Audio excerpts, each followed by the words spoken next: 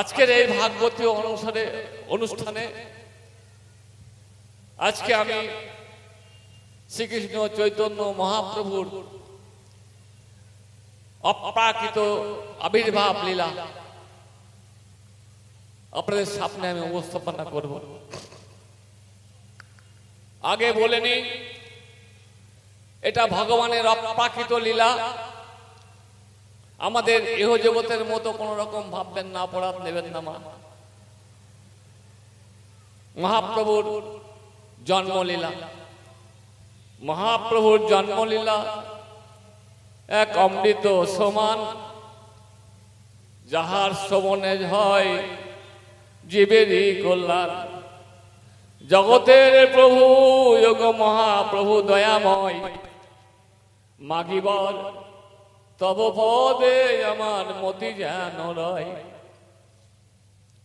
তোমারও জন্ম লীলা আমারে অপটু ভাষায় কহিতেছি প্রভু তোমার অপার করুণায়। পৃথিবীর সর্বদেশে প্রভু তোমার অপার মহিমা, এই মানবে মানুষে দেবে নব নব মধুরিমা। সেই জন্ম লীলা আস্বাদন করবার আগে তারই সূত্র ধরে কয়েকটি কথা আপনাদের সামনে উপস্থাপনা করতে চাই। সামঞ্জস্য রেখে সূত্রটা আপনাদের সামনে ধরিয়ে দিতে চাই। মাগো ভক্তবৃন্দ, আমাদের এই ভারতবর্ষ একটা পুণ্যভূমি, আর এই পুণ্যভূমি ভারতবর্ষের মধ্যে রয়েছে একটা আধ্যাত্মিক ভাবধারা, যে আধ্যাত্মিক ভাবের প্রেরণায় মানুষ ধন সম্পদ জীবন যৌবন মান সম্মান সবকিছু বিসর্জন দিয়ে বা সমর্পণ করে খুঁজে চলেছে একটা সত্তাকে, অনুসন্ধান করে বেড়াচ্ছে এক বস্তু এক তত্ত্বকে, পরম সত্যকে উপলব্ধি করবার চেষ্টা করছে। তাই তো অমৃতের সন্ধানে ভ্রমণ করে করে ভারতবর্ষের মানুষ আবিষ্কার করে ফেলেছেন সেই বস্তু, সেই এক তত্ত্ব, সেই সত্তাই হলো নিজ সত্তা বা ব্রহ্ম। ভালো করে বুঝবেন, নিজ সত্তা বা ব্রহ্ম ভগবান। আর ঠিক এই কারণেই শাস্ত্রকাররা সানন্দে ঘোষণা করেছেন, বেদাহ মেদাং পুরুষং মহান্তম। বেদ, উপনিষদ, ভাগবত পুরুষের পুরুষত্বকে ধরে রাখবার একমাত্র চাবিকাঠি। অন্তর দিয়ে ভাববেন, পুরুষের পুরুষত্বকে ধরে রাখবার একমাত্র চাবিকাঠি। আর এই ভাবনার মধ্যে দিয়ে গড়ে উঠেছে ভারতবাসীর একটা আধ্যাত্মিক জীবন দর্শন।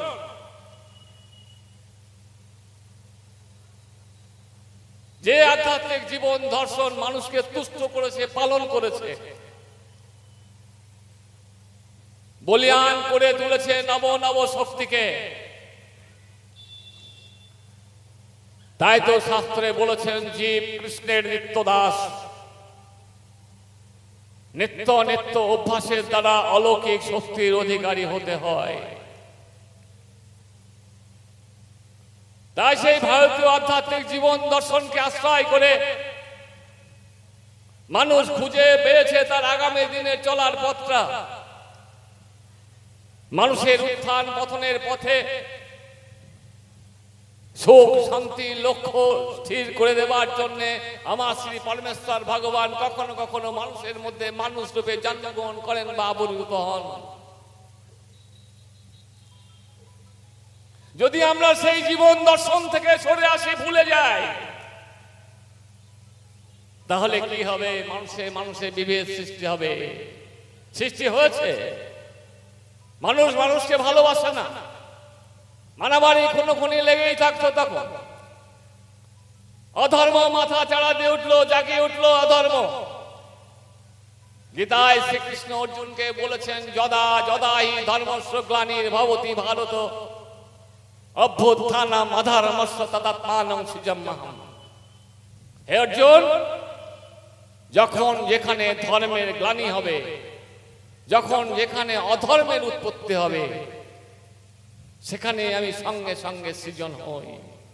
আবার বলেছে, পরিত্রাণায় সাধনাং বিনাশায় চ দুষ্কৃতাম ধর্ম সংস্থাপনার্থায় সম্ভবামি যুগে যুগে। সাধুদের পরিত্রাণ দেবার জন্য, সাধুদের পালন করবার জন্য, দুষ্টদের দমন করবার জন্য,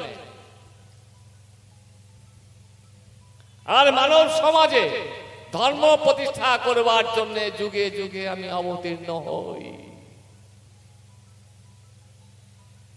তাই তো 1486 সালের আগে, এটা 2024 সাল, ভালো করে হিসাব করবেন, 1486 সালের আগে বা 1407 শতাব্দীর আগে বা শ্রীকৃষ্ণ চৈতন্য মহাপ্রভু অবতীর্ণ হবার আগে এই ভারতবর্ষের মানুষের মধ্যে ভালোবাসা ছিল না, প্রেম ভালোবাসা ছিল না, সৌহার্দ্যপূর্ণ ব্যবহার ছিল না, সৌভ্রাতৃত্বের বন্ধন ছিল না।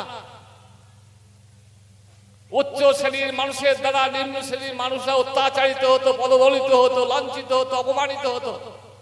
উচ্চ বর্ণের মানুষদের কাছে নিম্ন বর্ণের মানুষেরা পদদলিত হয়ে থাকতো, পায়ের নিচে দাঁড়িয়ে থাকতো। কতগুলো স্বার্থান্বেষী মানুষ তাদের নিজের স্বার্থটা চরিতার্থ করবার জন্য অবৈধ বিধি চালু করেছিলেন, যে অবৈধ বিধি সাধারণ মানুষের চলার পথের একদম বিপরীত পরিপন্থী। তারা বিরোধিতা করল।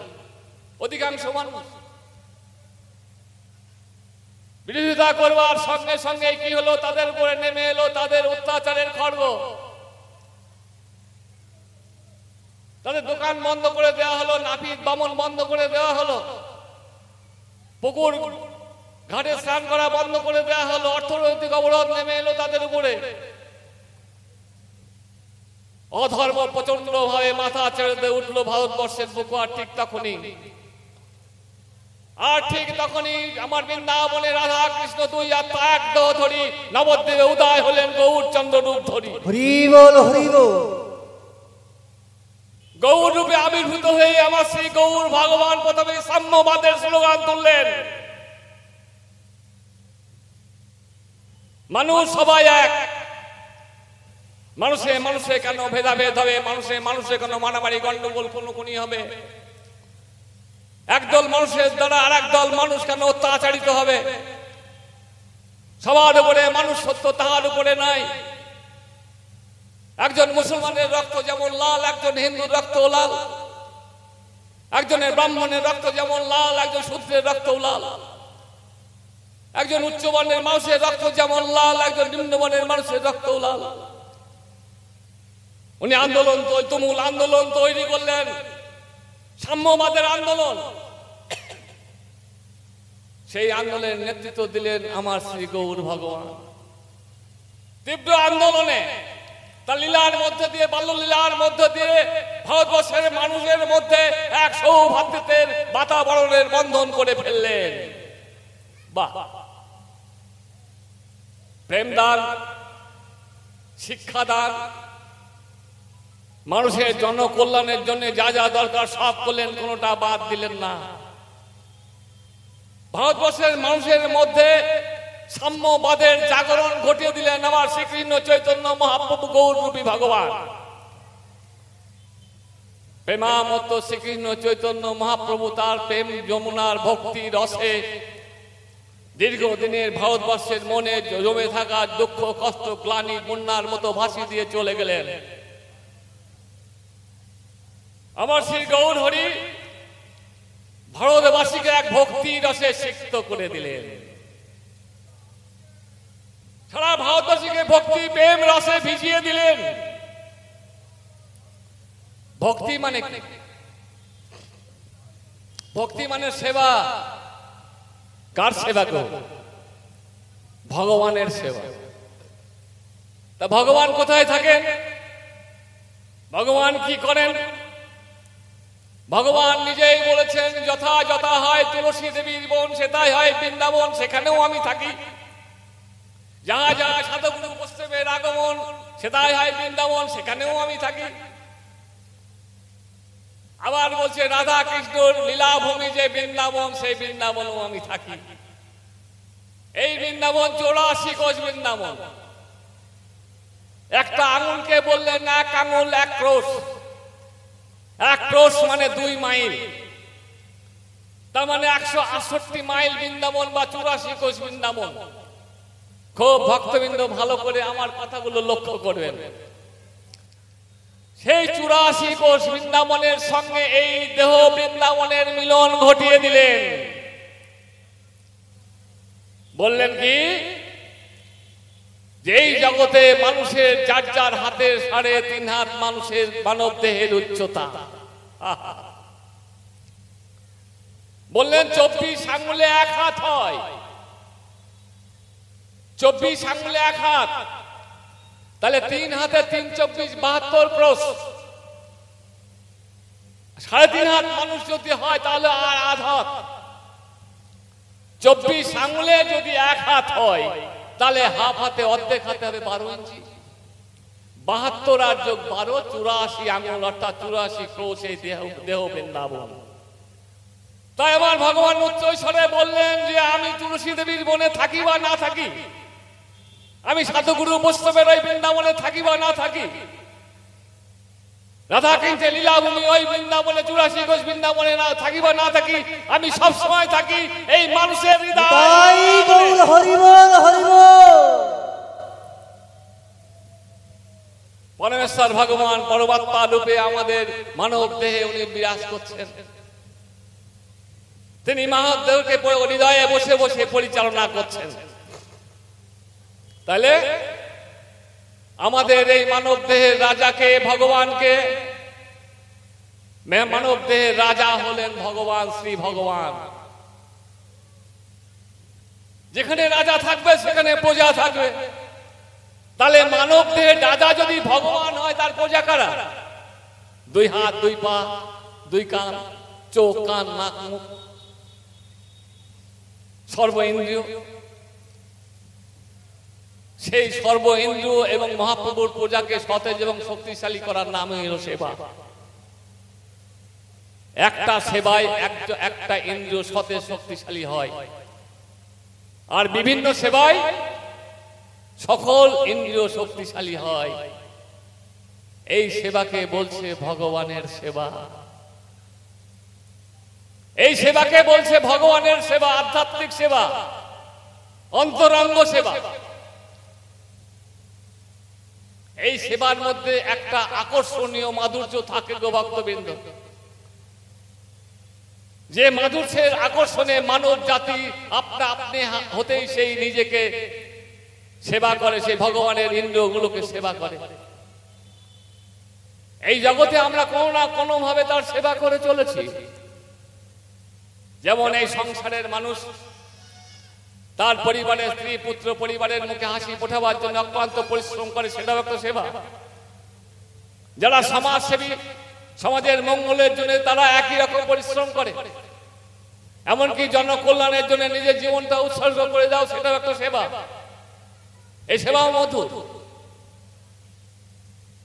কিন্তু এই সেবাকে বলা হচ্ছে প্রীতি সেবা। কিন্তু ভক্তি রস এমনই একটা অপ্রাকৃত কৃষ্ণ রস, যা সংসার মানুষেরা যে সংসার সুখ রস ভোগ করে তা কিন্তু এক নয়। সংসারের মানুষেরা যে সুখ ভোগ করে, যে সুখ রস ভোগ করে, সেটা শুধু ইন্দ্রিয় তৃপ্তি ছাড়া আর কিছু নয়। সেটা ক্ষণস্থায়ী দীর্ঘস্থায়ী হতে পারে না। এই সংসার সুখ রস মৃত্যুর সঙ্গে সঙ্গে অন্তর্হিত হয়ে যায়। কিন্তু এই ভক্তি রস দেহের মৃত্যুর সঙ্গে সঙ্গে শেষ হয়ে যায়। এই ভক্তি রস কিন্তু মৃত্যুর সঙ্গে সঙ্গে শেষ হয়ে যায় না। আত্মা মনে না, আত্মার মৃত্যু নেই। গীতায় ভগবান শ্রীকৃষ্ণ অর্জুনকে বলেছেন, আত্মাটাকে কোন অস্ত্র দিয়ে দ্বিখণ্ডিত করা যায় না, আত্মাকে আগুন দিয়ে পোড়ানো যায় না, আত্মাকে জলে ভেজানো যায় না, আত্মাকে বাতাস দিয়ে শুকনো করা যায় না। তাহলে এই ভক্তি রস আত্মার সঙ্গে নিত্য অনাদি কাল পর্যন্ত বিরাজমান থাকে। একে বলছে অমৃত, এর কোনো বিনাশ নেই। তাই আমার মহাপ্রভু উচ্চ স্বরে বলেছেন, কলিকালের কলিহত জীব, তোমরা সংসারী জীব, সংসার ধর্ম তোমরা গ্রহণ করেছ। স্ত্রী পুত্র পরিবারের মুখে হাসি ফোটানো তোমাদের একমাত্র কাজ। বাড়ি গাড়ি ধন সম্পত্তি বাড়ানো তোমাদের কাজ, তা না হলে স্ত্রী পরিবারের মুখে হাসি ফুটবে না। এটাই তোমাদের ধর্ম। এই ধর্ম যদি, সংসার ধর্ম যদি পালন না করো, স্ত্রী পুত্র পরিবারের মুখে যদি হাসি ফোটাতে না পারো, শান্তি আনতে না পারো, এটাই তোমাদের হবে সব থেকে বড় অধর্ম। তোমরা সহায় সম্পত্তি প্রতিপত্তি বাড়িয়ে যাও, আমি তাতে আমার কোনো আপত্তি নেই, আমি কোনো কথা বলবো না। কিন্তু 24 ঘন্টার মধ্যে অন্তত 2 ঘন্টা আমার চরণে স্মরণীয় আমার গুণকীর্তন শ্রবণ করো, ভাগবত কথা শ্রবণ করো এবং ভাগবত কথা উপস্থাপনা করো। এখন হলো সেই সময়, আমার শ্রীকৃষ্ণ চৈতন্য মহাপ্রভুর সে নির্ধারিত সময়, ভাগবত শ্রবণ করার সময়। তাই চলুন আসল লীলায় যাবার আগে আমরা একটু সেই ভগবানের নাম স্মরণ করে নিই। হে নাথ নারায়ণ হরি, হে নাথ নারায়ণ হরি, হে নাথ প্রাণের ঠাকুর গৌর হরি, হে নাথ প্রাণের ঠাকুর গৌর হরি, হে নাথ নারায়ণ হরি। হাতে তালি দিয়ে কাগো। হে নাথ নারায়ণ হরি, হে নাথ নারায়ণ হরি, হে নাথ প্রাণের ঠাকুর গৌর হরি, হে নাথ প্রাণের ঠাকুর গৌর হরি, ব্রজের গোপাল কৃষ্ণ মুরারি, ব্রজের গোপাল কৃষ্ণ মুরারি, ব্রজের গোপাল কৃষ্ণ মুরারি, ব্রজের গোপাল কৃষ্ণ মুরারি, হে নাথ প্রাণের ঠাকুর গৌর হরি, হে নাথ প্রাণের ঠাকুর গৌর হরি, হে নাথ নারায়ণ হরি, হে নাথ নারায়ণ হরি, জাগো মাধব মুকুন্দ, জাগো মাধব মুকুন্দ, কৃষ্ণ কেশব গোবিন্দ, কৃষ্ণ কেশব গোবিন্দ, কৃষ্ণ কেশব গোবিন্দ, কৃষ্ণ কেশব গোবিন্দ, ব্রজেন্দ্র নন্দন গিরিধারী, ভোজেন্দ্র নন্দন গিরিধারী, হে ব্রজেন্দ্র নন্দন গিরিধারী, ভোজেন্দ্র নন্দন গিরিধারী, হে নাথ প্রাণের ঠাকুর গৌর হরি, হে নাথ প্রাণের ঠাকুর গৌর হরি, হে নাথ নারায়ণ হরি, হে নাথ নারায়ণ হরি, হে নাথ নারায়ণ হরি, হে নাথ নারায়ণ হরি, সত সনাতন প্রভু, সত্য সনাতন প্রভু, সত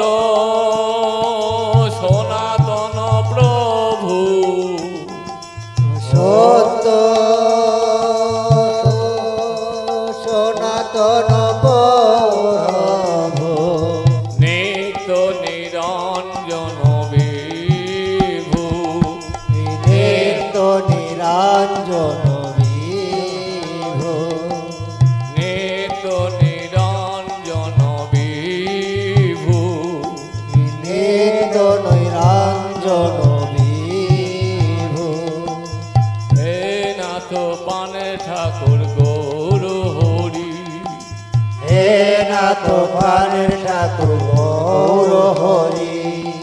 তুমি প্রভু যোগদারে বহারি, তুমি প্রভু যোগদারে বহারি। হে নাথ প্রাণের ঠাকুর গৌর হরি, হে নাথ প্রাণের ঠাকুর গৌর হরি। ব্রজের গোপাল কৃষ্ণ মুরারি, ব্রজের গোপাল কৃষ্ণ মুরারি।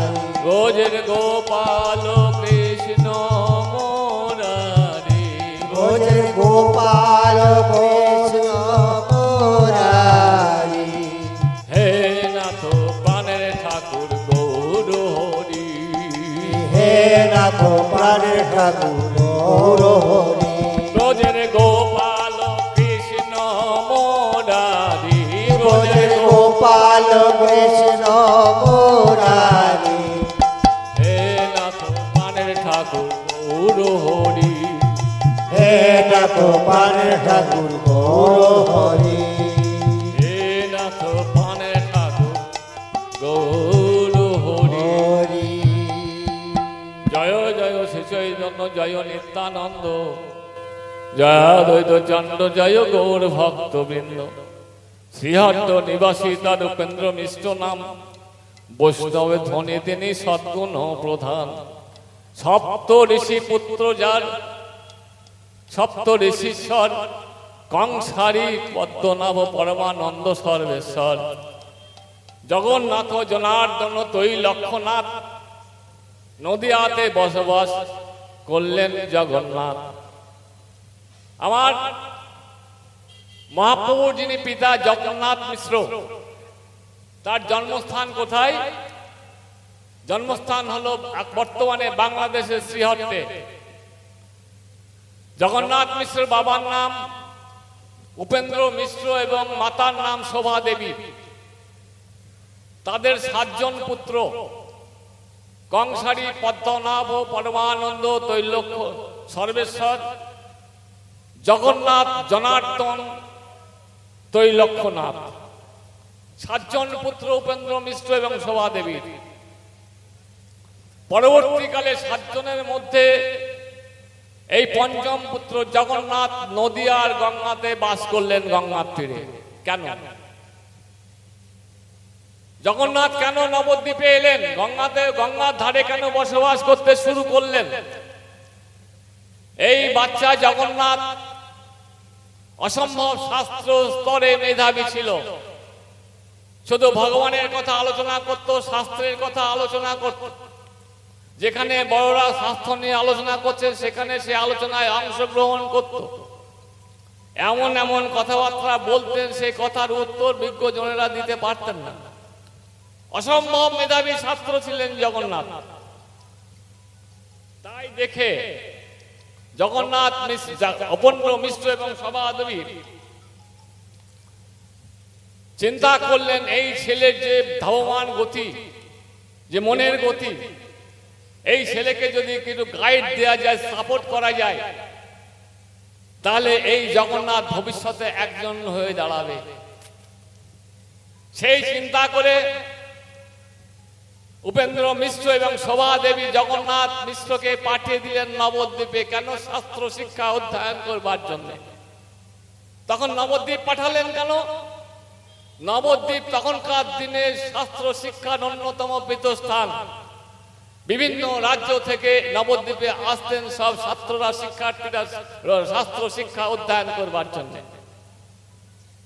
শুধু কি উপেন্দ্র মিশ্র এবং শোভা দেবী তাদের পুত্র জগন্নাথ দেবকে শাস্ত্র শিক্ষা অধ্যয়ন করবার জন্য, পণ্ডিত করবার জন্য পাঠিয়েছিলেন? না, তা নয়। তার পিছনে রয়েছে ভগবানের লীলার অনুপ্রেরণা। আমার মহাপ্রভু জন্মেছেন আজ থেকে কত বছর আগে? 1407 শতাব্দে, 1486 শতাব্দে খ্রিস্টাব্দে। কত বছর হলো? এই তো 550 তো হয়নি এখনো, 550 এখনো হয়নি। তাহলে এই মহাপ্রভুর জন্মের কথা লেখা রয়েছে সত্য যুগে কতগুলো গ্রন্থ, সেই গ্রন্থের মধ্যে আমি সেই গ্রন্থের কয়েকটি শ্লোকের কথা আপনাদের সামনে উপস্থাপনা করছি, তাহলেই বুঝতে পারবেন। ঊর্ধ্ব সংহিতা গ্রন্থে লেখা রয়েছে, কল সংকীর্তন আরম্ভে নবদ্বীপে জনাশ্রয়ে স্বর্ণ নদী তীর মায়াস্ত তত্র দুজ কালো শ্রেষ্ঠা শুদ্ধ সত্যে দে জালায় ভবিষ্যমি শচীসুত। বলছে কৃষ্ণ কলিকালে নবদ্বীপে বৈষ্ণব প্রধান স্থানে সংকীর্তন প্রচার করবার জন্য স্থানীয় উচ্চ শ্রেণীর ব্রাহ্মণ ঘরে শচীদেবীর গর্ভে গৌর রূপে জন্মগ্রহণ করবেন। এটা লেখা রয়েছে সত্যযুগের আগে গ্রন্থে, কৃষ্ণ যমল গ্রন্থ, বহুদিন আগেকার লেখা, কলিযুগ লেখা নয়। সেখানে বলছেন শ্রী গৌরাঙ্গ গম্ভীর নাদ নিজ নামামৃত লালস দয়ালু কীর্তন গ্রাহী ভবিষ্যতি শচীসুত। আমার জলদ গম্ভীর গৌর বর্ণ আমার শ্রী ভগবান কীর্তন পাগল হয়ে, কীর্তন পরায়ণ হয়ে মানুষকে হরিনাম সংকীর্তন করবেন, বিলাবেন আমার গৌর রূপ ধারণ করে। আবার একটা গ্রন্থে কি বলছেন, সন্ধ কৃষ্ণ বিভ পশ্চাৎ দেবাক্কাং বসুদেবত পুরন্দরাত সচ্চাৎ গৌর রূপ বিগ্রহ। সেই গ্রন্থে বলছে কৃষ্ণ যখন দাপর যুগে বসুদেব হইতে দেবকীর গর্ভে কৃষ্ণ রূপে জন্মগ্রহণ করেছিলেন, এই কৃষ্ণই আবার কলিকালে জগন্নাথ মিশ্র হইতে শচীদেবীর গর্ভে গৌর রূপে আবির্ভূত হবে। খুব ভালো করে খেয়াল করে দেখবেন, চিন্তা করবেন মনে মনে। ভগবানের লীলা বহু আগে থেকে সংগঠিত করা থাকে, নির্দিষ্ট করা থাকে পর।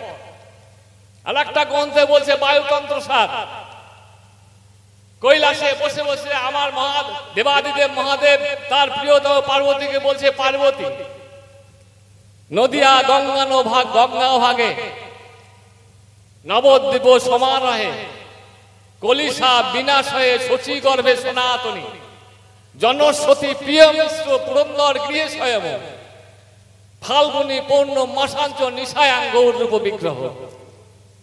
বলছে, হে পার্বতী, ওগো পার্বতী, আমাদের দাপর যুগে শ্রীকৃষ্ণ কলিকালে কলির সাপ থেকে কলিহত জীবকে উদ্ধার করবার জন্য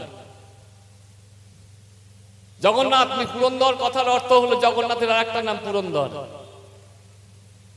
জগন্নাথ বা পুরন্দর মিশ্রের গৃহে ফাল্গুন মাসের সন্ধ্যায় পূর্ণিমা রাত্রি গৌর রূপ বিগ্রহের প্রকাশ হবে। জয়নি তাই গৌর। তাইলে শুধু উপেন্দ্র মিশ্র এবং শোভা দেবী ওই জগন্নাথ মিশ্রকে পাণ্ডিত্য অর্জন করবার জন্য কিন্তু পাঠিয়ে দেননি, এর পেছনে ভগবানের লীলা করতে হবে। তো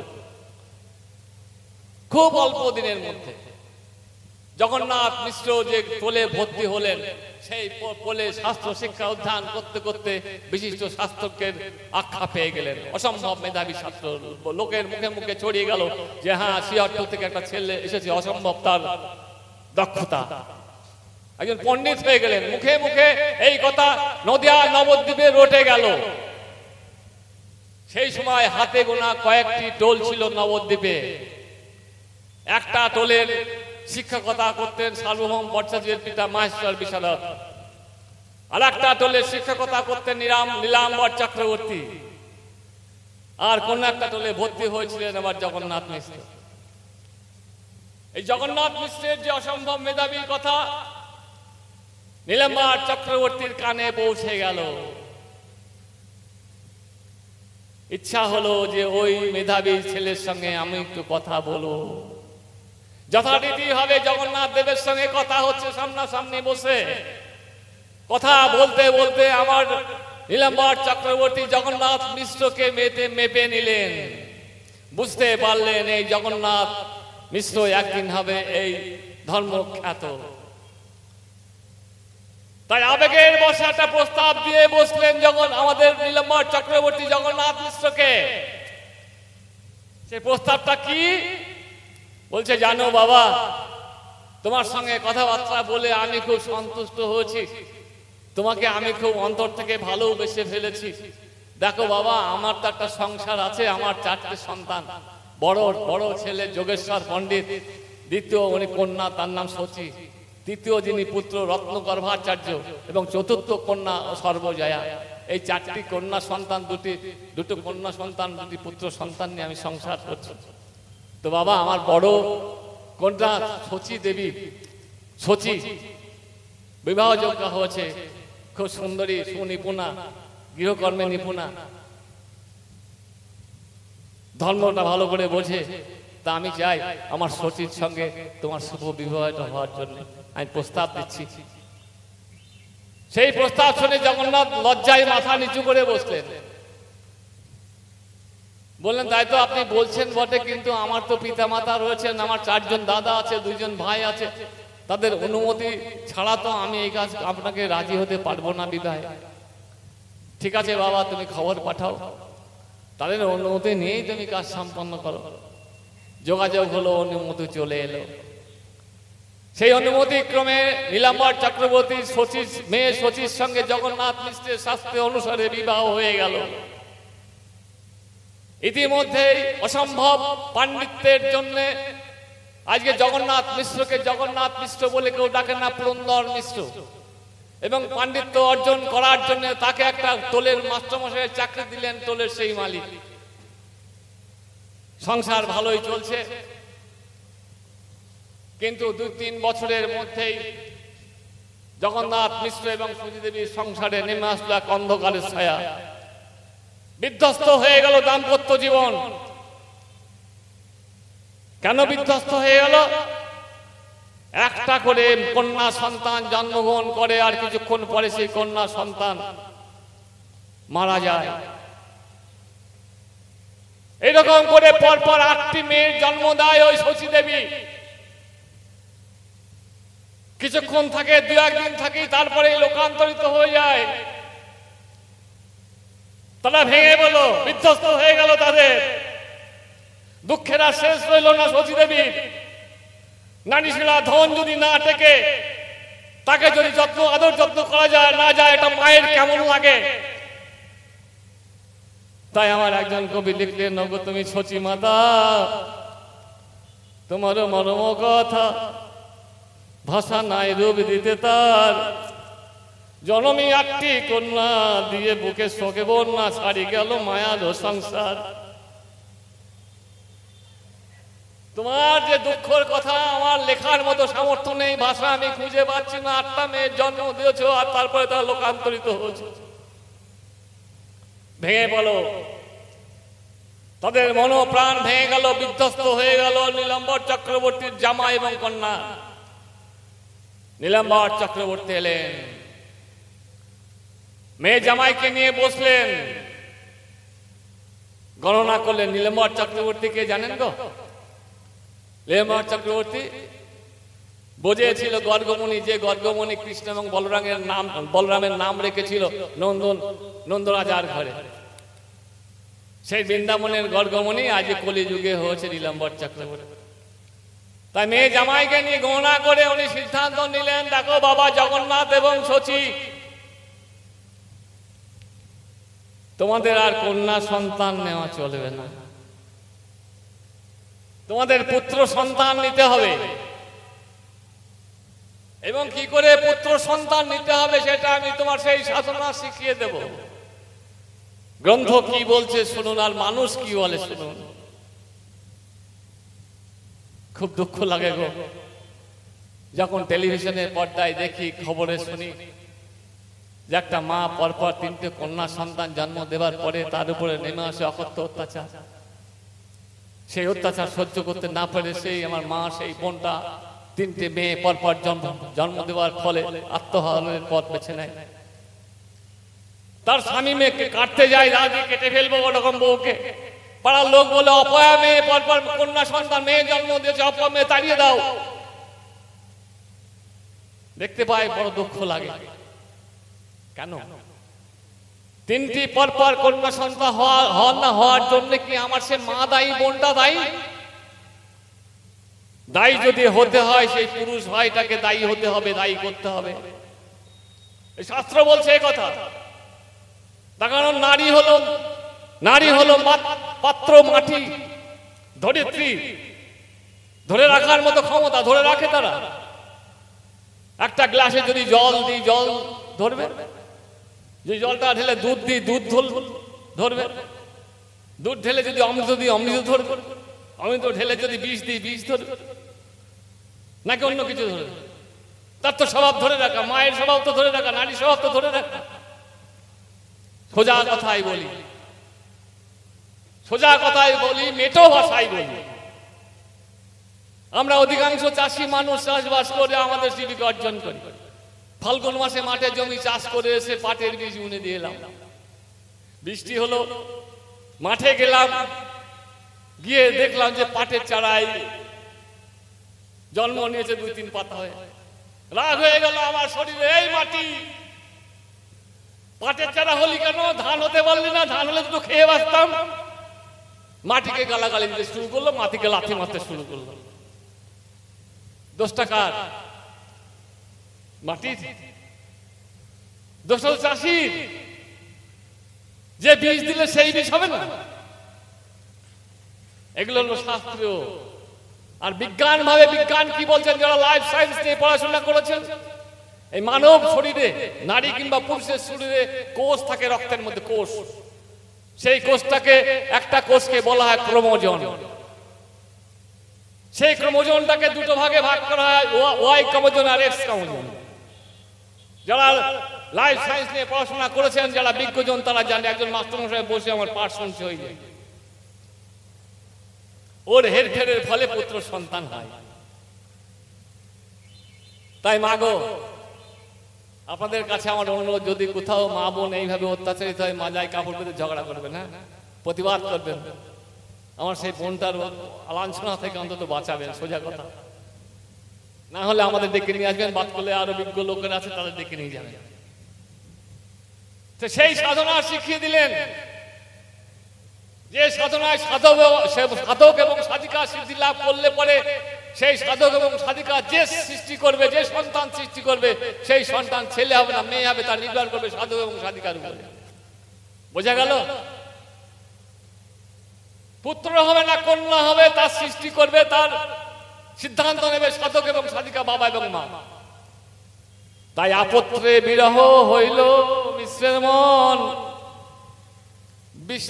পুত্র লাগি আরাধিল বিষ্ণুর চরণ, তবে পুত্র উপজিল বিশ্বরূপ নাম। মহাগুণ মানসে তেজময় ধম, এয়া ছাড়া এই পৃথিবীতে বস্তু নাহি আর, সেই কারণে নাম হইল বিশ্বরূপ তাহার। এই বিশ্বরূপ কে হবে পরবর্তীকালে? কে হবে? শঙ্কর্ষণ, নিত্যানন্দ।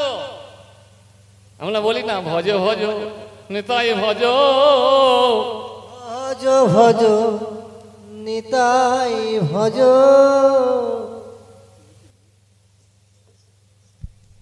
ভজ ভজ নিতাই ভজ, ভজ ভজ নিতাই ভজ, ভজ ভজ নিতাই ভজ, ভজ ভজ নিতাই হল ওই সোপান, নিতাই ভজ, নিতাই ভজলে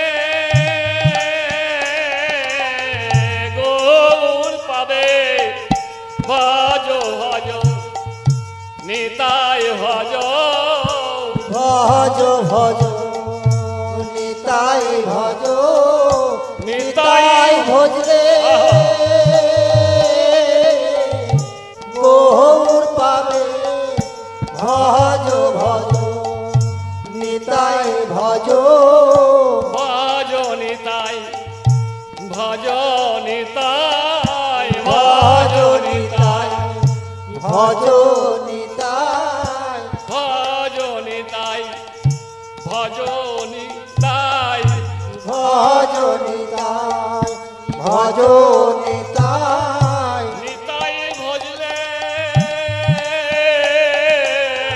গৌর পেতে, ভজ নিতাই, ভজ নিতাই, গৌর হরি বল, হরি বল। তাই ভজলে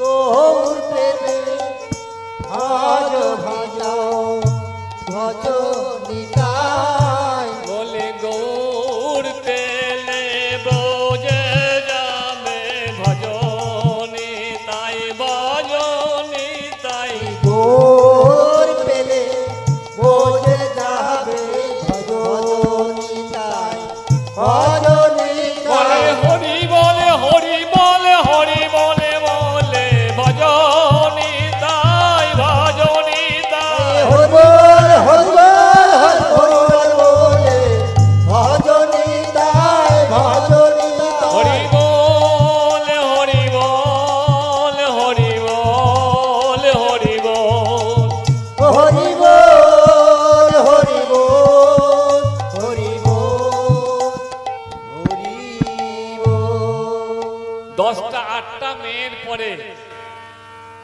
আমার শ্রীকৃষ্ণ মায়ের কত নম্বর গর্ভের সন্তান? 8ম গর্ভের সন্তান। আর মহাপ্রভু কত গর্ভের সন্তান? কত না 8টা মেয়ে তো 8ম গর্ভ তো পার হয়ে গেল। 10ম গর্ভ এখনো বহু মানুষ অজ্ঞানতার অন্ধকারে ডুবে আছে গো বাবা। তার জন্য এই বাতকুল্লা শ্রীমদ ভাগবত মহাসেবা সংঘ এই আয়োজন করেছে মানুষের অন্ধকার থেকে আলোয় নিয়ে আসবার জন্য। এখনো বহু মানুষ। সেদিন এক জায়গায় পাঠ করছিলাম বুঝছেন, জন্মাষ্টমীর দিন। ঠিক আছে, তা আমি বলছি ভাগবতে যে কালো রূপে আলোকিত হলো কারাগারে শঙ্খচক্র গদা পদ্ম শোভে চারিপাশে। খুব আনন্দ হয়েছে বসুদেব। কিন্তু বসুদেব বলছে কিন্তু বাবা আমার তো আনন্দ হচ্ছে, তোর বদন দেখে তোর রূপ দেখে আমার সুখ হলো বটে, কিন্তু আর কিছুক্ষণের পরেই তো কংসের তুলে দিয়ে আসতে হবে, তোকে পাথরে আছড় দিয়ে মাথার মেরে মেরে ফেলবে। বাবা ভগবান বলছেন বাবা তুমি দুঃখ করো না, তোমাদের দুঃখ মোচন হয়ে যাবে, আমি যা বলছি তাই শোনো। আমার এই 2 হাত আর নাহি রবে, প্রকৃত বালকের মতো 2 হাত হবে। এই বলি ভগবান আমার নিলেন 2টো হাত সাংহরি, প্রকৃত শিশুর মতো হইলেন শ্রীহরি। 2 হাত কিন্তু লুকিয়ে ফেললেন। আমি যখন যমুনাতে পার করছি মাথা থেকে যখন পড়ে গেল গোপাল, তখন এক ভক্ত আমার সামনে থেকে বললে উঠছে এই ভাই তো 2 হাত চলে গেল। চিন্তা করুন, সে কিন্তু সারা জীবন হরিবাসন করে বেড়ায়। বলছে এই তো এই যমুনায় পড়ে 2 হাত চলে গেল, ভাগবত মানছে না। আমার ভগবান বলছে আমার 2-4 হাত থাকবে না, আমি 2 হাত সংবরণ করে নিলাম, তবু শুনেও বলছে যে না ওই যমুনায় পড়ে 2 হাত চলে গেল। কি বলবো বলুন? তাই তো আমি এই মহাভাগবত সে মহাসভা সঙ্গকে আমি ধন্যবাদ দিচ্ছি না, আমি তাদের সব ভক্তদের চরণে আমি কোটি কোটি প্রণাম জানাচ্ছি যে মানুষকে অন্ধকার থেকে আলোয় নিয়ে আসার যে মহতি ব্যবস্থা করে। একটা জয়ধ্বনি হোক তাদের নামে। জয় জয় শ্রীমদ ভাগবত মহাসেবা সংঘের প্রতি হরি বল হরি বল হরি বল। তাহলে আমার জন্ম নেবে এবার 10ম গর্ভ হবে। শুনুন সেই অমৃত লীলা। এখন 8টা মেয়ে জন্মগ্রহণ করার পরে নবদ্বীপে শচীর গর্ভে জগন্নাথ মিশ্রের ঘরে পুত্র সন্তান হয়েছে। নবদ্বীপের মানুষ, নদিয়ার মানুষ, শান্তিপুরের মানুষ ভিড় জমিয়েছে আনন্দ করবার জন্য। আহা কত সুন্দর ছেলে, আহা মণিমণি কি বিশ্বরূপ, বিশ্বে এরকম কোন রূপ নেই। আনন্দের বন্যা বয়ে যাচ্ছে মিশ্র ঘরে। কয়েকদিন যেতে না যেতেই ঢাকা দক্ষিণ গ্রাম থেকে শ্রীহট্ট থেকে উপেন্দ্র মিশ্রের একটা পত্র এসে পৌঁছালো আমার শচী দেবীর হাতে। সেখানে লেখা আছে, প্রিয় পুত্র জগন্নাথ, আশা করি ভগবানের কৃপায় ভালোই আছো। শুনেছি তোমাদের একটা পুত্র সন্তান জন্মগ্রহণ করেছে 8টি কন্যার পরে। খুব ভালো সংবাদ। আমাদের তো বয়স হয়েছে, আমরা তো যেতে পারছি না, তাই তোমাদের দেখার জন্য আমাদের জন্য মনটা কেমন ছটফট করছে। যদি পারো একবার দেশে বাড়িতে এসে আমাদেরকে দেখে যেও, তোমাদেরও আমরা একটু দেখতে পাবো। শচীর তো খুব আনন্দ হলো চিঠি পড়ে। জগন্নাথ মিশ্র গিয়ে আসার সঙ্গে সঙ্গে বলছে, স্বামী এই দেখুন পত্র, শ্বশুর ঠাকুর পত্র লিখেছেন, আমাদের যেতে বলেছেন। জগন্নাথ মিশ্রকে কথা বলতে দিলেন না, বলছে কোনো কথা শুনবো না স্বামী। বিবাহের পরে আমি এখনো আমার শ্বশুর ঠাকুর, আমার শাশুড়ি ঠাকুরানীর আমি সেবা করতে পারি, তাদের আমি আদর যত্ন করতে পারিনি। শ্বশুর বাড়ি স্বর্গ, শ্বশুরের ভিটে স্বর্গ। শ্বশুরের এখনো আমি সেবা করতে পারিনি, শাশুড়ি ঠাকুরের আমি এখনো সেবা করতে পারিনি, এই সুযোগ থেকে তুমি আমাকে বঞ্চিত করো না।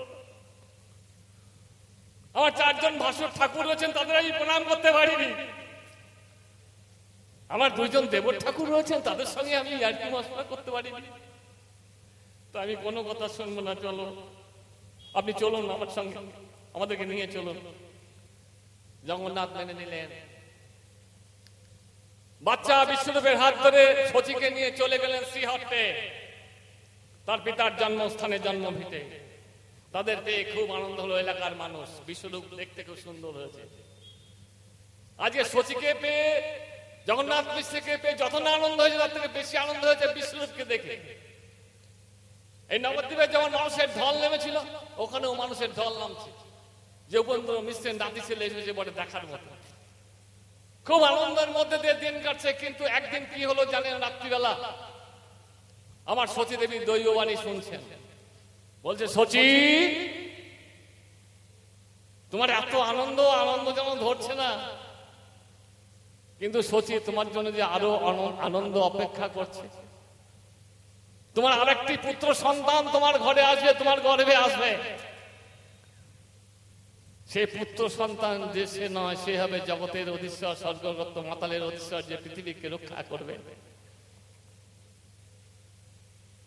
তবে এখানে থাকলে হবে না, তবে ঢাকা দক্ষিণ গ্রামে শ্রীহট্টে থাকলে হবে না, তোমাকে নবদ্বীপে যেতে হবে। নবদ্বীপ, বোঝা গেল? নবদ্বীপে যেতে হবে। এই বলে অন্তর্ধান হয়ে গেল। আমার শচী মাতা এসে সকালবেলা সবাইকে বললেন ওই দৈববাণীর কথা। চলে এলেন জগন্নাথ মিশ্র পুনরায় নবদ্বীপে। নবদ্বীপে এসে অধ্যাপনার কাজ শুরু করলেন, যজমানির কাজ শুরু করলেন। আর শচী মাতা ছেলেকে দেখাশোনা, গৃহস্থলী করার যা যা করার সব কর্ম করতে লাগলেন। আর এদিকে কি হয়েছে দেখুন, কৃষ্ণ অবতারিতে আচার্য আমার প্রতিজ্ঞা করিলা, ফুল তুলসী দিয়ে কৃষ্ণের পূজা করিতে লাগিলা। এদিকে গোপায় বসে হরিদাস ঠাকুর করেন নাম সংকীর্তন। কৃষ্ণ অবতীর্ণ হন এই তারি মন। 2 জন ব্যক্তিকে, অদ্বৈত ঠাকুর আর হরিদাস ঠাকুর। অদ্বৈত বলছে, ভগবান আমার অভিশপ্ত জীবন নিয়ে আমি কতদিন কাটবো কলিযুগে। তুমি তো আমাকে অভিশাপ দিয়েছিলে কলিকালে অদ্বৈত রূপে আমি জন্মগ্রহণ করবো, তুমি আমার সঙ্গে লীলা বিলাস করবে, তুমি আমার রাস দর্শন করাবে। কই তুমি এখনো কেন আসছো না? আমি প্রতিদিন 4টের সময় এসে সুরধনীর তীরে সারা রাত্রি তোমার চোখের জলে তুলসী জল দিয়ে গঙ্গা জল মিশিয়ে তোমাকে ডাকি, তোকে বলি, হয় ভগবান তুমি কলিযুগের মানুষের দুর্দশা থেকে যাও, মলিন দশা থেকে যাও, তবু তুমি আসছো না কেন? আর কত শৈব কৃষ্ণ বিমুখ মানুষ, আর কত শৈব কৃষ্ণ নাম কেউ করে না এখানে। ওই সব অভিশপ্ত জীবন তো অদ্বৈত, জানেন তো? অদ্বৈত তো অভিশপ্ত জীবন। রাসমঞ্চে অভিশাপ দিয়েছিল কৃষ্ণ, তুমি ছল করে রাস দেখতে এসেছ, তোমাকে অভিশাপ দিলাম, কলিকালে জন্ম নিতে হবে। হাতে পায়ে যখন জড়িয়ে ধরলো তখন বললো ঠিক আছে, কলিকালে তোমাকে এই রাজ দর্শন করাবো, রাজ দর্শন করাবো শিবাসনে। সেই অভিশপ্ত জীবন নিয়ে আজ সুরধনীর তীরে চোখের জলে, নামের জলে, গঙ্গা জলের সঙ্গে মিশ্রিত করে ভগবানকে ডাকছেন। আর হরিদাস ঠাকুর গোপাই বসে বসে হরিনাম সংকীর্তন করছেন। একদিকে অদ্বৈত আচার্য তুলসী পত্র গঙ্গা জল হাতে, মোহন মোহন তীব্র হুঙ্কার, অন্যদিকে ঠাকুর হরিদাসের নামে তীব্র আকর্ষণ। হরিদাস বলছে, প্রভু আমি একটা বড় অপরাধ করে ফেলেছিলাম, তোমার গোবৎস হরণ করেছিলাম, তোমার গোবলক হরণ করেছিলাম, এই পাবে তুমি আমাকে অভিশাপ দিয়েছিলে গোবলক হরণ করার জন্য, গোবৎস হরণ করার জন্য। তুই বলেছিলে কলিকাতে জবনত্ব হইবে তোমার, কলিকালে চৈতন্য দেখিয়া পাইবা নিস্তার। তা প্রভু আমিও আর সহ্য করতে পারছি না, এখানে কেউ হরিনাম করে না, হরিনাম সংকীর্তন করতে গেলে হাজার হাজার মানুষ এসে বাধা দেয়, তুমি কবে আসবে প্রভু? 2 জনে হরিদাস ঠাকুর গোফায় বসে এবং সুরধনীর তীরে অদ্বৈত প্রভু আমার ভগবানকে ডাকছেন। একদিন শ্রী অদ্বৈত গঙ্গা স্নান করি, হুঙ্কার ছড়ায় ধ্বনি বলে হরি হরি, হরি বল হরি বল। আর মনে মনে ভাবে তুমি কবে উদয় হইবে গৌরাঙ্গ, মনপ্রাণ জুড়াইব পাইয়া তোমার সঙ্গ। কবে তুমি আসবে, তোমার সঙ্গ পেয়ে আমার মন প্রাণটা একটু শীতল করো। তবে গাঢ় হরি এক ফুল, তবে গাঢ় হরি এক ফুল তুলসীর দল, কৃষ্ণ পাদ উদ্দেশ্যে দিলাই আর গঙ্গা জল। আচার্যের হুঙ্কারে কৃষ্ণের উৎকণ্ঠিত মন, সহসা এক পুষ্পাঞ্জলি কইল আকর্ষণ। এমন হুঙ্কার করেছে, অদ্বৈত হুঙ্কার করে পুষ্পাঞ্জলি গঙ্গায় ফেলেছে কৃষ্ণের মূর্তি আরোপ করে। কৃষ্ণ উৎকণ্ঠিত হয়ে পড়েছে, না হঠাৎ এক পুষ্পাঞ্জলি আকর্ষণ করে ফেলেছেন। কি লীলা দেখেছেন, অপ্রাকৃত লীলা। এতদিন সুরধ্বনির তীরে আমার অদ্বৈত আচার্য যত পুষ্পাঞ্জলি অর্পণ করে কৃষ্ণের উদ্দেশ্যে, সব পুষ্পাঞ্জলি দক্ষিণ দিকে ভেসে যায়। দক্ষিণ দিকে কারা থাকে গো?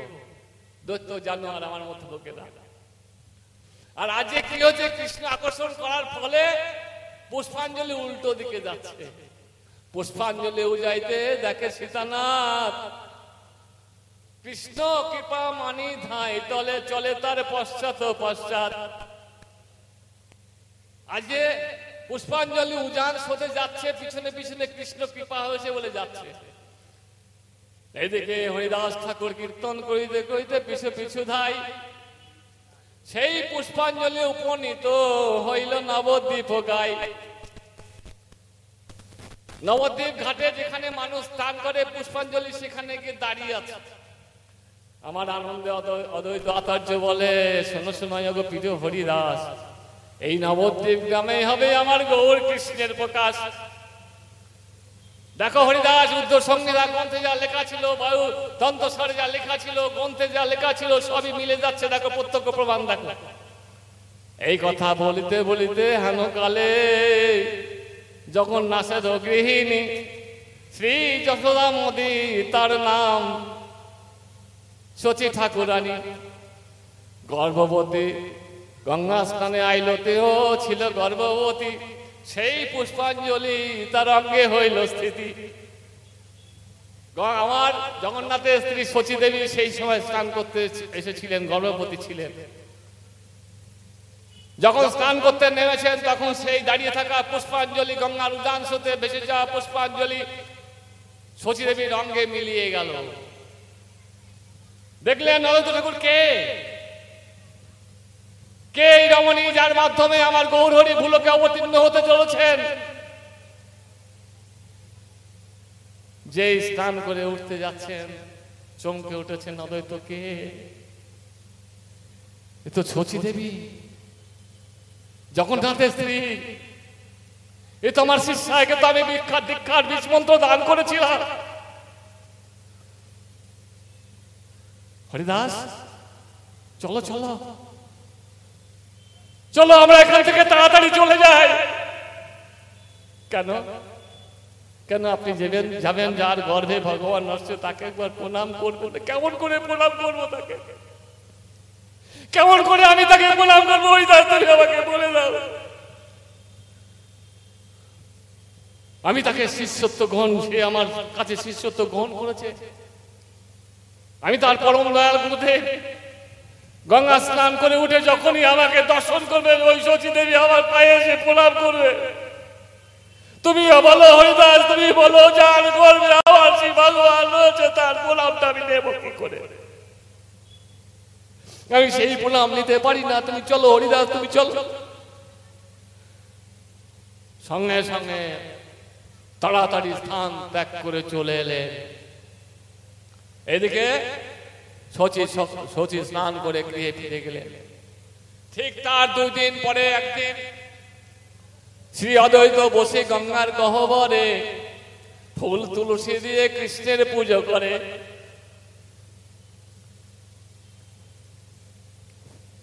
কৃষ্ণের মূর্তি আরোপ করিয়া 2 পুষ্পাঞ্জলি দিল গঙ্গে ভাসাইয়া।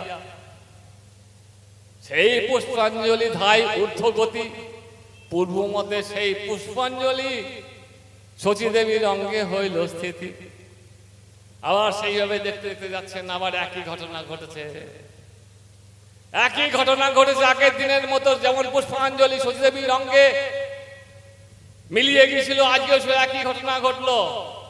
পরপর 2 দিন আমার অদ্বৈত আচার্যের পুষ্পাঞ্জলির ফুল গঙ্গার উজান হতে ভেসে গিয়ে নবদ্বীপ গঙ্গায় স্নানরতা সচিবতার অঙ্গ স্পর্শ করতেই আমার অদ্বৈত আচার্য পরিষ্কারভাবে নিশ্চিত হয়ে বুঝতে পেরেছিলেন যে এইবারই শচীদেবীর অঙ্গ, শচীদেবীর গর্ভকে মাধ্যম করে আমার সারা জীবনের সাধন ফসল, সোনালী ফসল।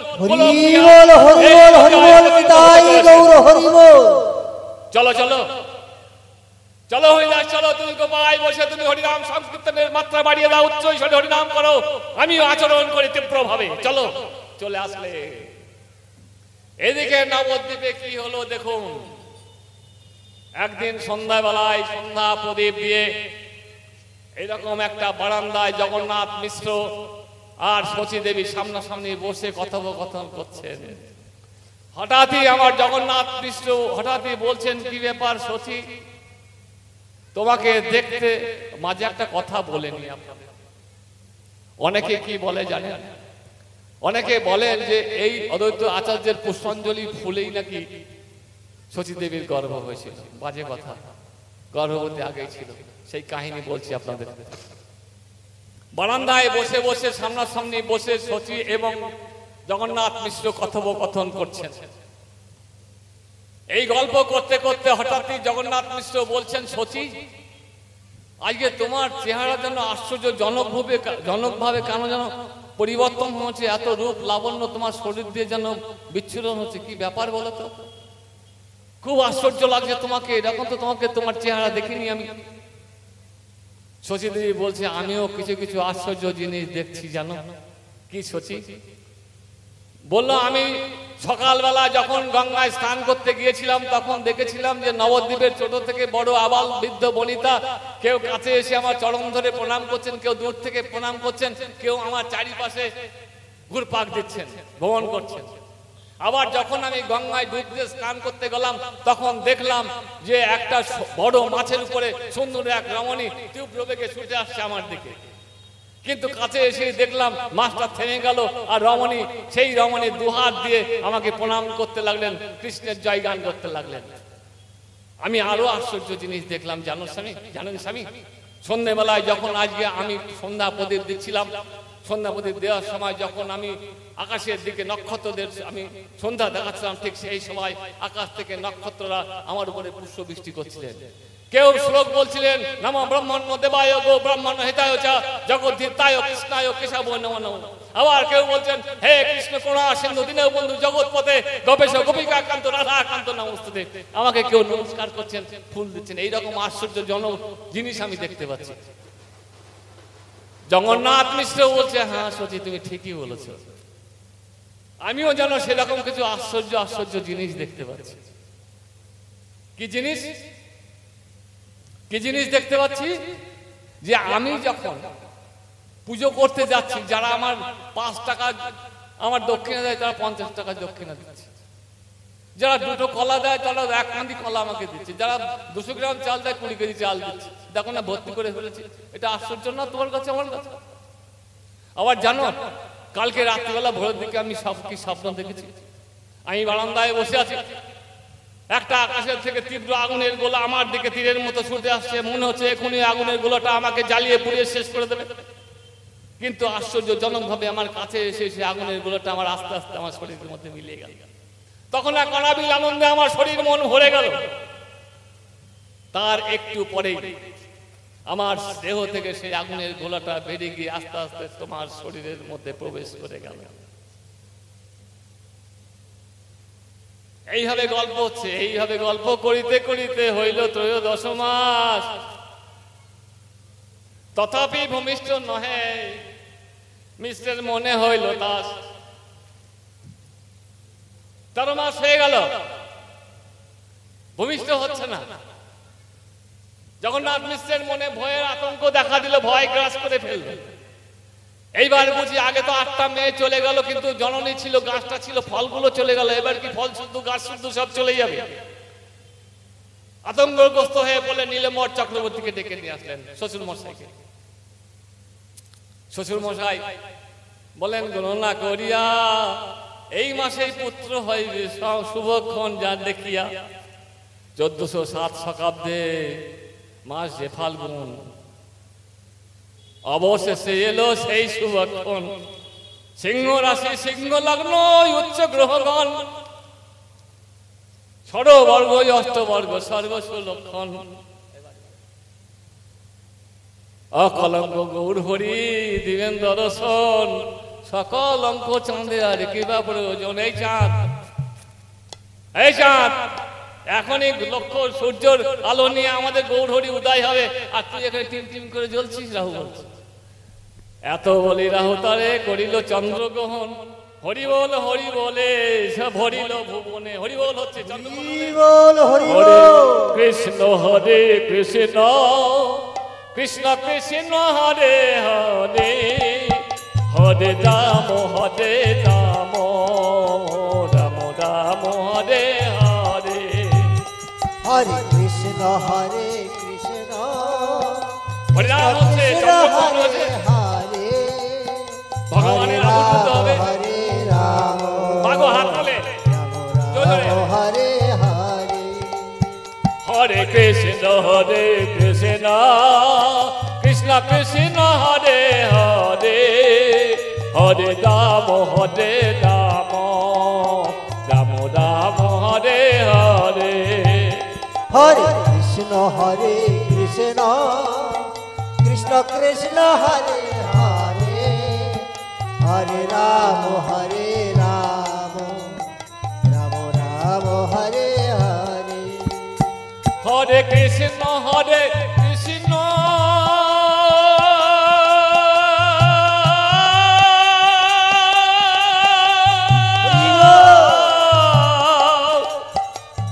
কৃষ্ণ কৃষ্ণ হরে হরে, হরে রাম হরে রাম, রাম রাম হরে হরে। হরে কৃষ্ণ কৃষ্ণ,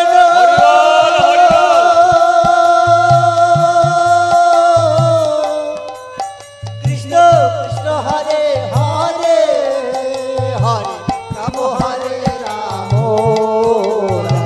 রাম হরে হরে, হরে কৃষ্ণ কৃষ্ণ, কৃষ্ণ কৃষ্ণ হরে হরে, হরে রাম হরে রাম, রাম রাম হরে হরে। হরে কৃষ্ণ হরে কৃষ্ণ, কৃষ্ণ কৃষ্ণ হরে হরে, হরে রাম হরে রাম, রাম রাম হরে হরে। হরে কৃষ্ণ কৃষ্ণ, উর্ধ্বনি কৃষ্ণ কৃষ্ণ হরে হরে, হরে রাম রাম, রাম রাম হরে হরে। হরে কৃষ্ণ কৃষ্ণ, কৃষ্ণ কৃষ্ণ হরে হরে, হরে রাম রাম, রাম রাম হরে হরে। ভুবনের যত লোকে বলে হরি হরি, সেইখানে গৌর কৃষ্ণ আমার হইলে নবতরী।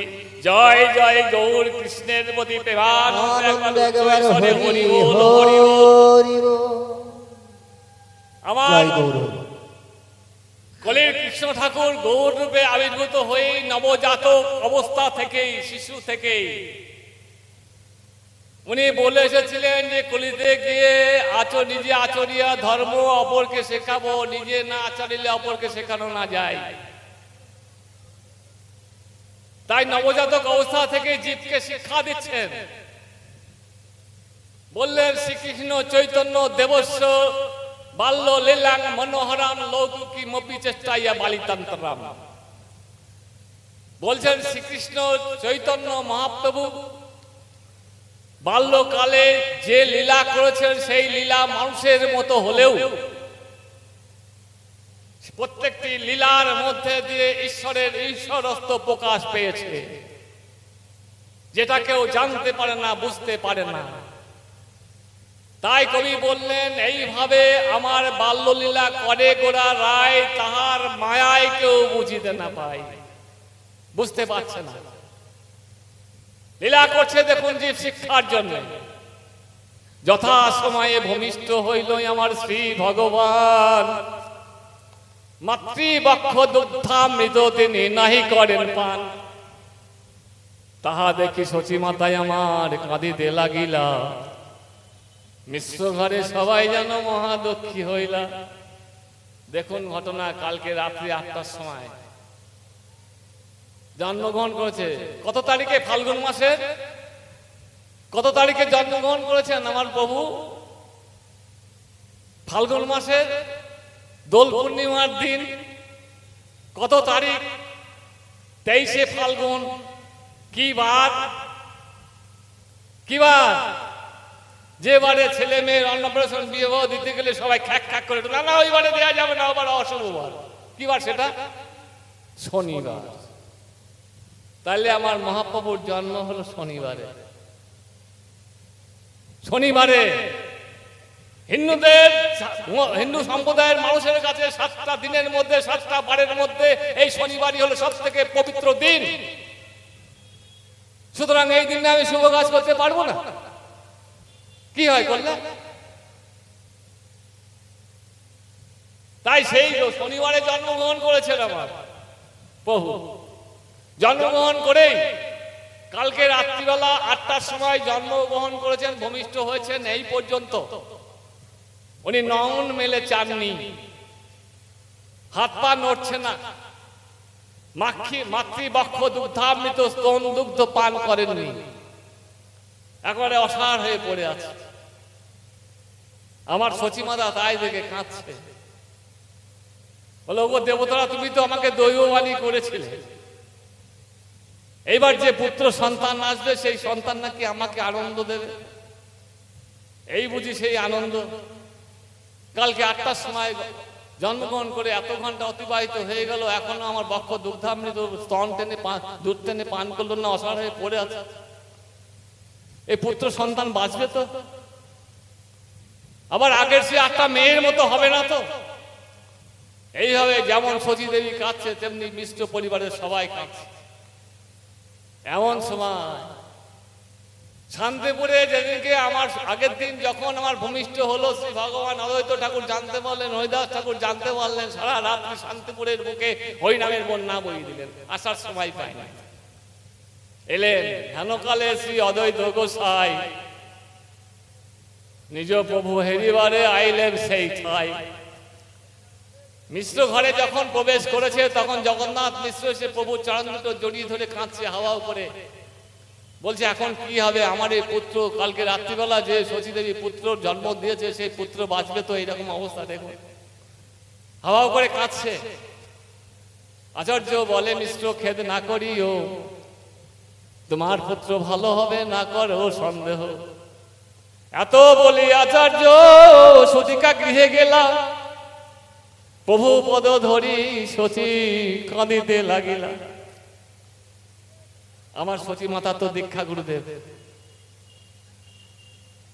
আমার অদ্বৈত আচার্যের শিষ্যা, প্রভুকে দেখেই 2 চরণ জড়িয়ে ধরে কাঁদছে, প্রভু আমার এ কি হলো?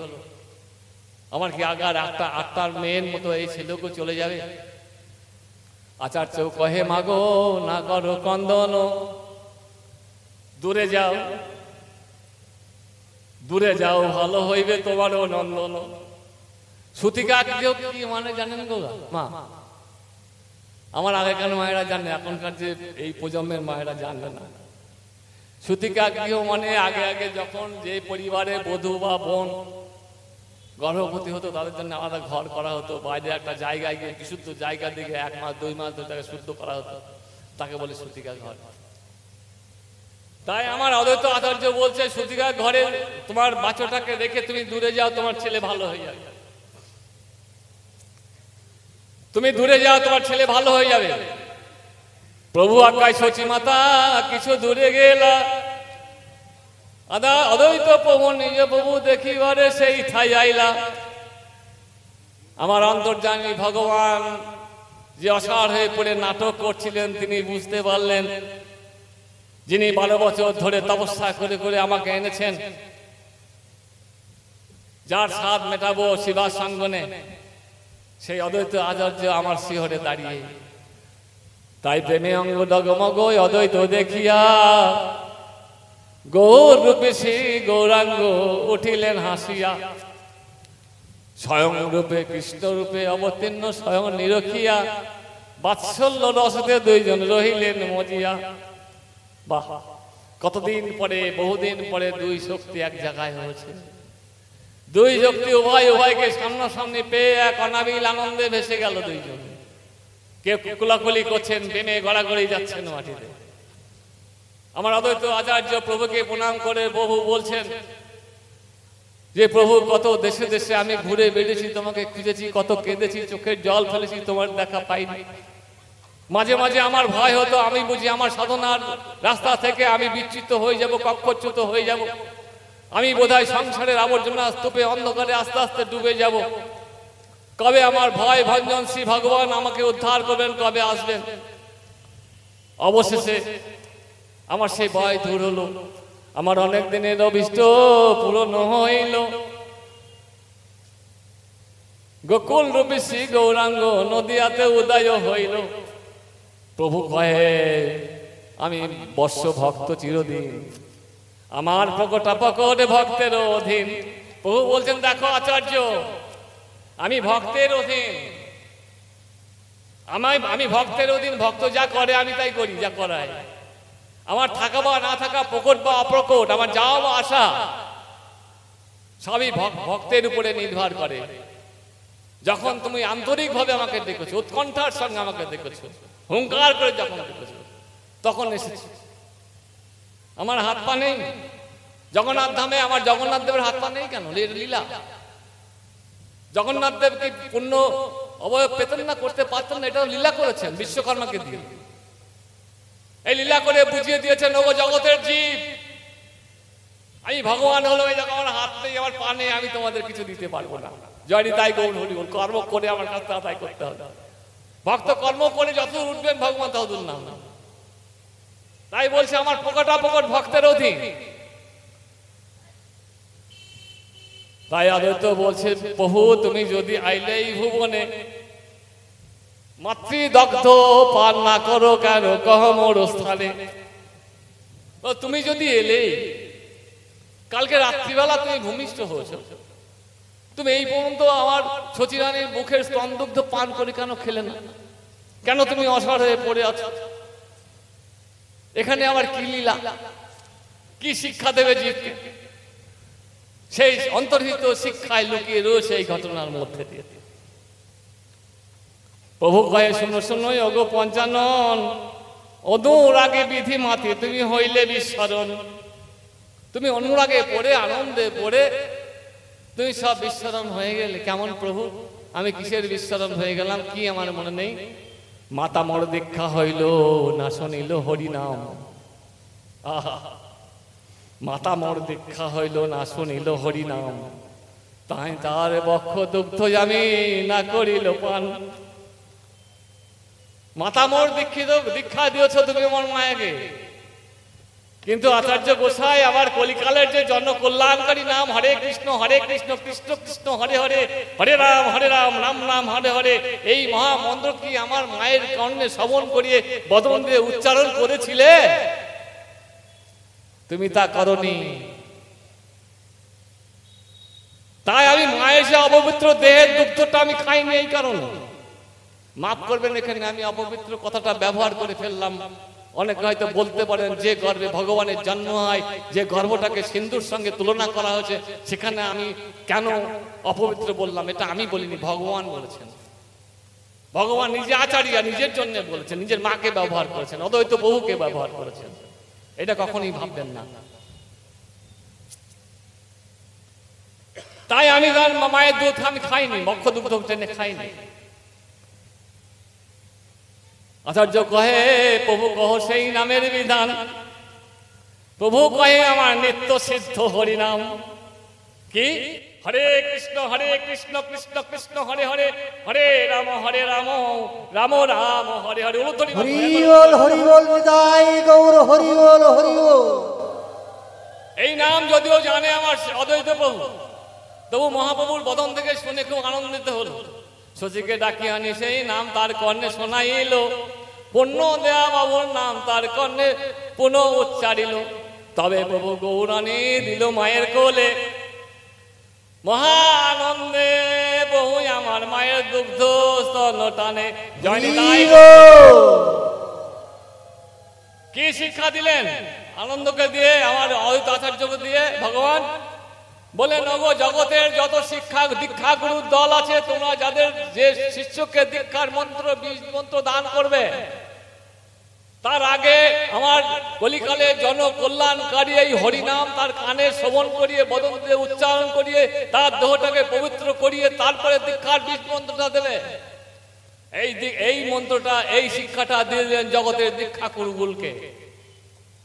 আর এই মধুর এবং অমৃত শিক্ষা পেয়ে আমার প্রেমানন্দ নাচতে নাচতে আমার অদ্বৈত চলে এলেন, অদ্বৈত বাবু চলে এলেন বাবলাতে। বাবলাতে গিয়েছেন কেউ? ঠাকুর আনার যিনি ঠাকুর, ভগবানকে যিনি এনেছিলেন, মাগো কেউ জাননি বাবলায়? শান্তিপুরে যাবেন, যাবেন যাবেন, দর্শন করে আসবেন। তীর্থস্থান দর্শন করা পুণ্য লাভ হয়। উনি চলে এলেন কুটিরে, আর একজন সেজে গুজে আলতা সিঁদুর পরে টোপলা টোপলি বেঁধে নিয়ে বসে আছেন। কে তিনি? অদ্বৈত আচার্য ভার্যা জগত পূজিত আর্যা, নাম তার সীতা ঠাকুরানী। আচার্য আজ্ঞা পাইয়া নানাই উপহার লইয়া দেখিতে আইল 12 শিরোমণি। যতক্ষণ স্বামী আসেনি ঘরে ততক্ষণ যায়নি, প্রস্তুত হয়ে বসে আছেন। সেটা সেকালে হতো গো, এখন আর হয় না। স্বামী যদি আসতে দেরি করে, বউ ভাবতে যাবে, গো ভালো আমি চললাম, তোমার ভাত ফ্রিজে ঢাকা থাকবে খেয়ে নিয়ে। এখনো আছে, এখনো অনেক ঘরে সেরকম মায়েরা আছে, স্বামী না খেলে খাই না, তার সত্যি স্বামী সহযোগী। তাই বালক শিরোমণি দেখতে গেল নবদ্বীপে, নিম্ব বৃক্ষ তলে মেলা, সুতিকা গৃহে গেলা, পুত্র কোলে বসে আছে আই, ডাকিনি সাকিনি হইতে শঙ্কা উপজিরচিতে, দরে নাম থইল নিমাই। অনেক মানুষের মেলা বসেছে, কারণ কালকে রাত্রিবেলা 8টার সময় হয়েছে, সেই ছেলে এখনো মায়ের দুধ খায়নি। শান্তিপুর থেকে কোন এক গোসা এসে কিসব মন্ত্র দিল, এখন বেলা 9টার সময় দুধ খাচ্ছে মায়ের। সেই আনন্দে ভিড় হয়েছে নিম্ব বৃক্ষ তলায়, নিম গাছের তলায়। দেখে এত অপরূপ সৌন্দর্য, হাজার সূর্যের নক্ষত্র বিস্ফোরণ হচ্ছে ওই বাচ্চার মধ্যে, বদন দিয়ে। সর্বনাশ, এত সুন্দর সৌম্যকান্তি চেহারা, যদি ডাকিনি যোগিনী নজর পড়ে তাহলে তো এই শরীর খারাপ করবে, এর খারাপ হবে। তাই নাম রাখলেন, ডরে ভয়ে রাখলেন নিমাই। কেন? নিম গাছের নিচে জন্মগ্রহণ করেছে বলে নাম হলো নিমাই। নিমাই রাখলাম, নিমাই নাম রাখলেন, চলে গেলেন। নীলম্বর চক্রবর্তী বিশ্বম্ভর নাম রাখলেন, জগন্নাথ মিশ্র রাখলেন শ্রী গৌরাঙ্গ।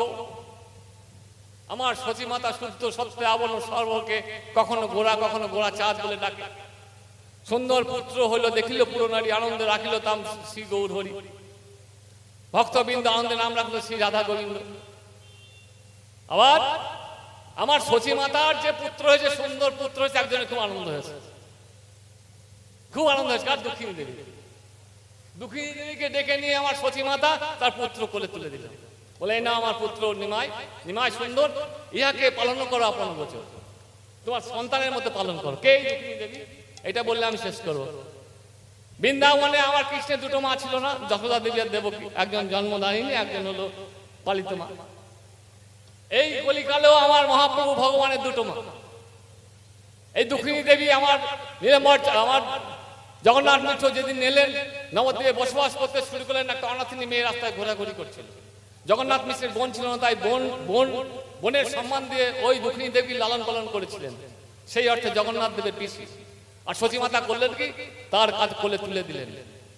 তাই ক্ষমা সুন্দর চোখে দেখবেন। জয় জয় সাধুগুরু বৈষ্ণবের প্রতি প্রেমানন্দে হরি হরি।